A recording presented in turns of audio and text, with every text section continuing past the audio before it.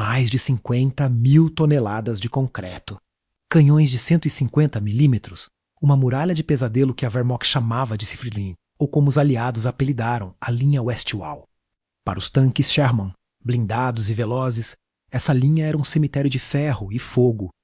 Em apenas uma semana, o avanço americano perdeu mais de 30 tanques de assalto, todos paralisados, todos transformados em metal retorcido. E tudo por causa de um obstáculo simples e brutal, os dentes de dragão. A estagnação não era apenas militar, era moral. O exército aliado estava sangrando e a engenharia superior da América parecia inútil contra a teimosia do concreto alemão. A solução para o impasse não veio dos generais em Paris, nem dos engenheiros de Detroit, com seus diagramas e seus regulamentos. Veio de um sargento de manutenção Zuyo de Graxa que roubou um trator agrícola velho. Ele iria transformar uma arma. Um trator toupeira que a burocracia chamaria de loucura. Mas era o único truque estúpido capaz de quebrar a espinha dorsal da defesa alemã e salvar centenas de vidas.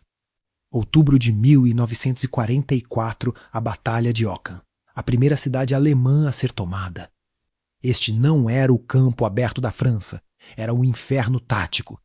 A linha Siegfried, ao contrário da falha linha Madina, era uma defesa em profundidade, caça-matas interconectadas, campos minados e, no coração da defesa, as pirâmides de concreto conhecidas como dentes de dragão. Essas pirâmides não eram barreiras aleatórias. Eram dispostas em fileiras intercaladas, projetadas com uma precisão sádica. Quando um tanque Sherman tentava passar, o design da barreira forçava o chassi do veículo para cima, expondo seu ventre, a parte mais fina e vulnerável. O tanque ficava imóvel, uma tartaruga de aço de barriga para cima, e em segundos era destruído por canhões antitanque dispostos em bunkers impenetráveis. A doutrina americana de assalto rápido era, naquele cenário, suicídio em massa, o avanço parou. A moral desabou com o peso do concreto. O protagonista dessa história não era um oficial condecorado, mas o sargento técnico segundo grau Arthur Art Uniford. Uniford, aos 26 anos. Era um gigante discreto vindo das planícies da Carolina do Sul antes de vestir o uniforme. Sua vida era feita de dizer Zolo a torque. Ele não apenas consertava tratores e colheitadeiras. A essência. Ele sabia o limite exato de um motor antes que ele quebrasse. A tensão ideal de uma correia de transmissão, a física de como arrancar uma raiz de 300 quilos do Zolo. Essa intui, ou nascida na fazenda, era o seu superpoder. Mas ele era apenas um sargento de manutenção, responsável por manter o moral de seus companheiros e os veículos de assalto operacionais. E ele estava falhando. A dor era pessoal e recente. O tenente Carter, um garoto de Boston que Uniford considerava um irmão, foi um dos abatidos. O tanque de Carter ficou preso, a tripulação morreu incinerada. Uniford ajudou a retirar os restos. A imagem do metal em chamas e o cheiro de óleo queimado eram o motor de sua fúria fria. Os oficiais superiores, sentados em QGs confortáveis a quilômetros de distância, enviavam as mesmas ordens ridículas: use a infantaria para criar uma cortina de fumaça e depois detone a barreira. Isso era um eufemismo. Na prática, a cortina de fumaça significava mais baixas de infantaria. Ou Blitzkrieg virou Sitzkrieg, uma guerra de trincheiras moderna, onde o concreto vencia o aço. Uniford estava no subsolo de uma fazenda abandonada, tentando consertar um Sherman danificado, quando viu a solução. Não era um projeto de $1 milhão dos Estados Unidos, não era tecnologia de foguete. Era um trator Machis abandonado no celeiro. Enferrujado, sim, mas o motor ainda prometia um torque de puro esforço de campo. Ele observou o trator, pensou na lentidão brutal de um arado cavando a terra e olhou para um dente de dragão capturado que estava sendo usado como assento na base. A ideia insana o atingiu com a força de um raio. O problema não é passar por cima dos dentes de dragão. O problema é que o exército aliado está tentando passar por cima deles. É preciso tirar os dentes de dragão do caminho. Como um fazendeiro arranca uma raiz teimosa, ele precisava atacar a base da barreira. Ele precisava de uma lâmina de arado gigante. A ideia de Uniford era simples e, por isso, completamente traiçoeira para a doutrina militar. Ele tinha que pegar a força de tração lenta do Massif al-Zikalar para um ponto único, o pé da barreira de concreto. Ele precisava de metal. Seu parceiro, o cabo High-Jenks, um soldador talentoso, mas extremamente cético, estava ao seu lado. Art, você está de brincadeira? Vamos tentar abrir caminho com um arado.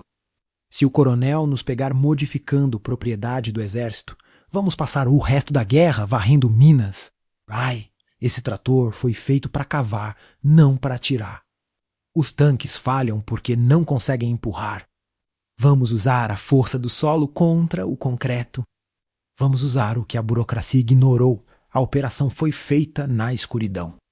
O cheiro de diesel e feno era a fragrância de sua rebelião. A lâmina não podia ser qualquer coisa. Encontraram-na em um ferro velho improvisado, uma placa de blindagem danificada de um caminhão de transporte. Metal puro, pesado, capaz de suportar o impacto da inércia. O desafio da engenharia de campo era prender essa placa ao eixo frontal do trator. Uniford não usou diagramas de engenharia. Ele usou a sabedoria da fazenda, um sistema de pivôs e molas de suspensão retiradas de caminhões de meia tonelada velhos. Isso daria à lâmina a capacidade crucial de absorver o choque sem estilhaçar o chassi do trator, permitindo que a força fosse aplicada na ponta, esculpindo o solo. A soldagem de Jenkins teve que ser perfeita, escondida, abafada pelo barulho da artilharia distante. Cada chiado da solda era uma confissão, um crime que poderia levá-los corte marcial. O veículo não tinha blindagem, o motor não tinha proteção. Sua única defesa seria o seu gênio e a velocidade do torque. A vida de centenas de homens dependia agora de um trator de fazenda. Mas antes de descobrirmos se essa loucura funcionou ou se o Uniford foi para a prisão, já deixa o like e se inscreve no canal. A sua inscrição é o que nos permite continuar desenterrando essas histórias de rebeldia que mudaram o rumo da guerra. O teste de fogo foi agendado para o amanhecer do dia seguinte. Em um setor que havia sido um inferno nas últimas 48 horas, a ponte de Gressenich. Uniford não pediu permissão. Ele exigiu cobertura. Ele abordou o capitão Dawson, o comandante do pelotão de infantaria. Dawson, um veterano cansado que tinha perdido mais da metade de seus homens, olhou para a aberração, um trator vermelho e verde com uma lâmina de arado. Uniford, isso é o quê? Um arado. Você tá louco? Isso não tem blindagem. Você tá expondo sua tripulação a um inferno. Capitão, não fomos feitos para ser um tanque. Fomos feitos para ser rápidos e nos proteger com a fumaça. Nos dê 5 minutos e eu vou abrir o caminho para seus homens. Sem que nenhum deles precise se expor para detonar nada, Dawson assentiu. A desesperança venceu o regulamento. Às 7h15, a artilharia americana abriu fogo. O som era um trovão. Uniford subiu no assento. Ele acelerou. O trator toupeira disparou através dos escombros, em direção à linha de dentes de dragão. Os alemães levaram alguns segundos para entender o que estavam vendo. Não era um tanque. Era um trator. Um alvo tão absurdo que gerou confusão. Mas a confusão acabou. As metralhadoras nos bunkers abriram fogo. As balas traçantes uniam ao redor de Uniford. Ele sentiu os impactos na lâmina de aço improvisada. O trator tremeu, mas seguiu em frente. Ele atingiu o primeiro dente de dragão a toda velocidade. O impacto não foi horizontal. O trator toupeira se aninhou. A lâmina de arado forçou a ponta no chão, cavando sob a base do concreto. O motor berrou, o torque de fazenda entrando em ação. O trator se empinou por um momento, as correntes nos pneus traseiros arrancando a lama e os escombros.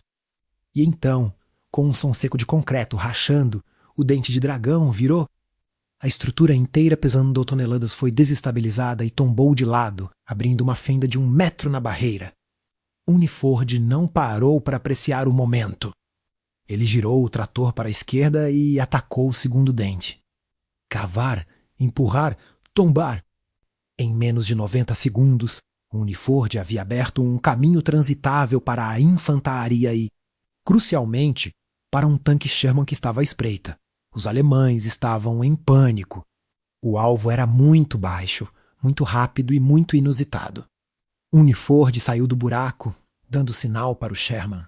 O tanque avançou, atravessou a abertura e imediatamente disparou contra o primeiro bunker, silenciando. O caminho estava aberto. Ao voltar para a infantaria, Uniford parou o trator.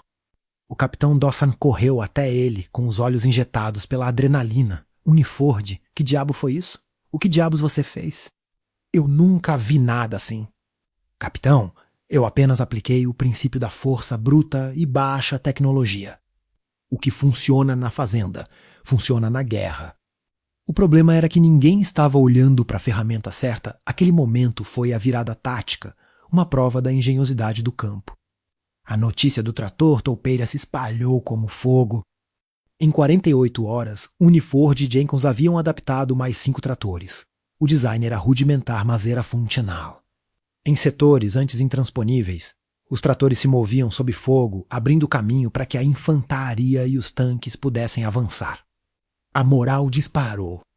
A linha Siegfried, projetada para parar tanques, estava sendo desmantelada por tratores. No entanto, o sucesso foi o pior inimigo de Uniford.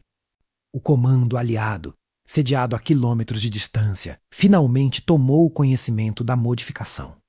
Um inspetor de engenharia, um coronel de rosto limpo e cheio de manuais, chegou à linha de frente com uma comitiva. Ele viu os tratores em ação. Ele viu as casamatas sendo flanqueadas graças ao caminho aberto. Mas, em vez de congratular Uniford, ele o confrontou na frente de todo o pelotão. Sargento Rooney Fowat, o senhor modificou o equipamento civil em zona de guerra sem autorização, utilizando materiais não padronizados, e colocou-se a tropa em risco com um veículo sem blindagem. Isso é uma grave violação de regulamento. Você expôs a cadeia de suprimentos a materiais não aprovados e colocou em risco o programa de padronização de equipamentos. O estômago de Uniford revirou. O coronel ignorou as vidas salvas, o avanço tático e focou apenas no livro de regras. O capitão Dawson interveio, citando as dezenas de vidas salvas e o avanço no setor. Mas a burocracia era inflexível. Uniford não foi para a corte marcial graças à intervenção direta de Dawson. Mas ele foi formalmente repreendido por uso indevido de equipamentos e materiais civis. A punição era a humilhação de ter sua invenção tomada.